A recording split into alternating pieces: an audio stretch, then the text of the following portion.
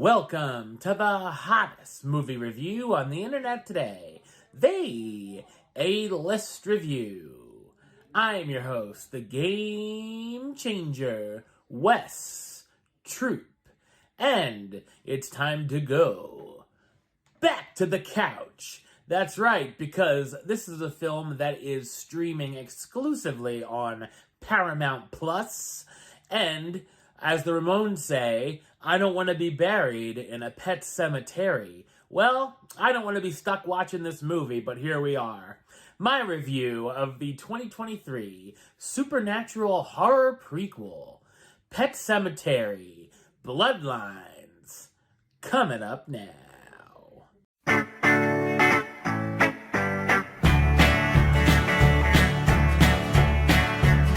Set in 1969, Judd Crandall dreams of escaping his hometown of Ludlow, Maine, and plans to leave with his girlfriend Norma and join the Peace Corps.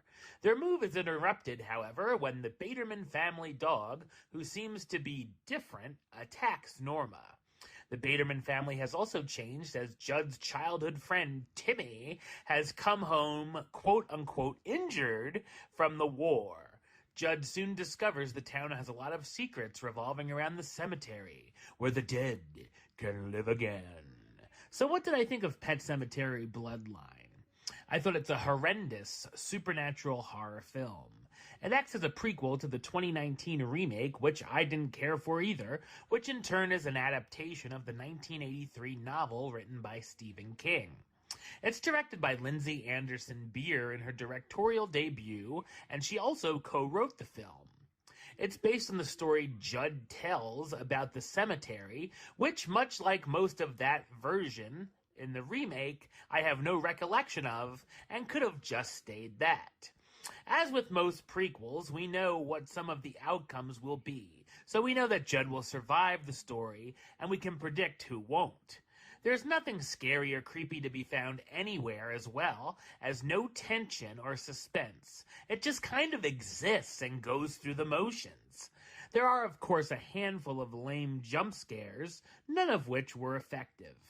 The only real horror element is that it's blood and gore, and there's certainly nothing we haven't seen done better before or that stands out.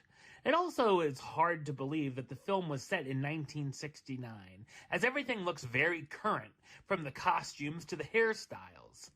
The soundtrack does play a few songs from the late 60s, like CCR's Bad Moon Rising and the band's The Weight.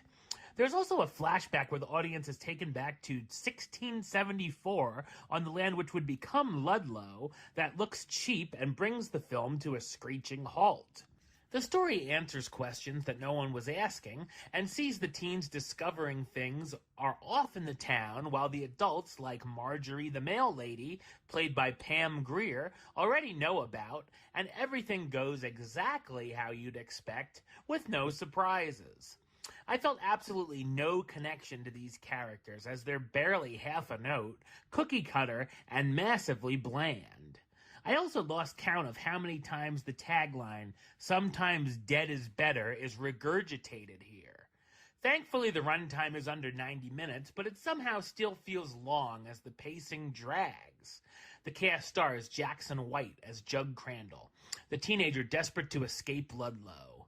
Forrest Goodluck as Manny, the directionless Native American teen and one of Judd's best childhood friends. Isabella Starr LeBlanc as Donna, Manny's sister who's a creative soul with big hopes for her future. Natalie Allen Lind as Norma, Judd's girlfriend who finds herself in the hospital. Henry Thomas as Dan Crandall, Judd's overprotective father. Jack Mulhern as Timmy Baderman, Judd and Manny's old friend who's been acting very odd since coming back from Vietnam, and David Duchovny as Bill Baderman, Timmy's father who brought him back to life. Pet Sematary Bloodlines is an unnecessary prequel I'll automatically forget exists, and as far as this franchise goes, it should stay buried. Number-wise, I'm going to give it a 2 out of 10. Which gives it the A-list rating of Pet Sematary Bloodlines. I only got 2 words for ya. Suck it. Alright, well that's the show. I'll be back with another review very soon. But until then, don't forget to subscribe, like, and comment right here on YouTube. YouTube.com/WestsideOf515. Like the show on Facebook, Facebook.com/WestTroopaList.